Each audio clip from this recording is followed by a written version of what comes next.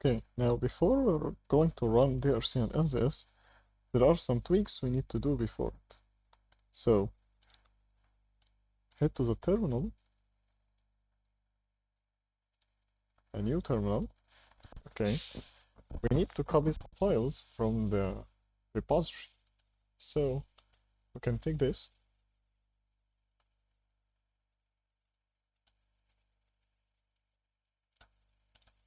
here.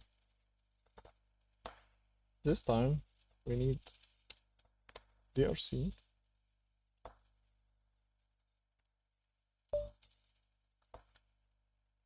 We need each file that ends with .drc into klayout DRC. Okay. Yes. Now, we need the same thing for LVS.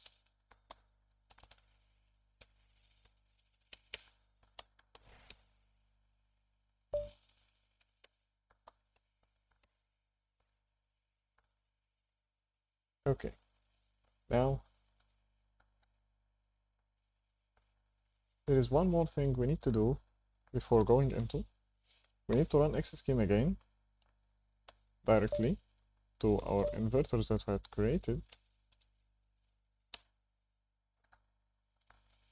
Okay, now we need to click on simulation, check LVS Netlist top level is subcircuit, and uncheck use spice prefix attribute. Now click on Netlist and close xscheme. Now we need to copy the file that had been generated from .xscheme simulations inverter with spice here.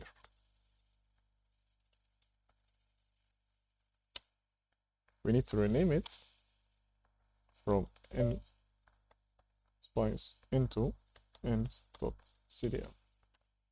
Finally, we need to open it.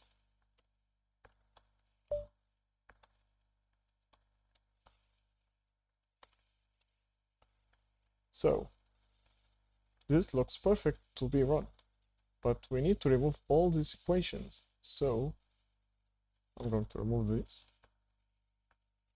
and these, and saving, close. Now, turning back to klayout, we can run DRC. But before that, we need to go to macros, and from macros, we need these options to be refreshed. We need to make sure everything is available. Now, we can run. So, we can run DRC. These are options. We can run the DRC right now. I will pause the video until the DRC checks is finished. Now, as we see, the DRC is about to finish.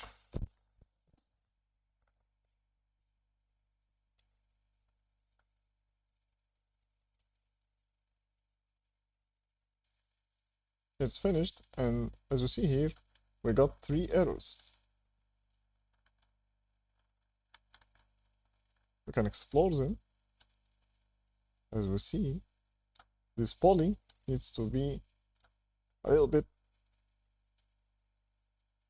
further than this, okay? And this contact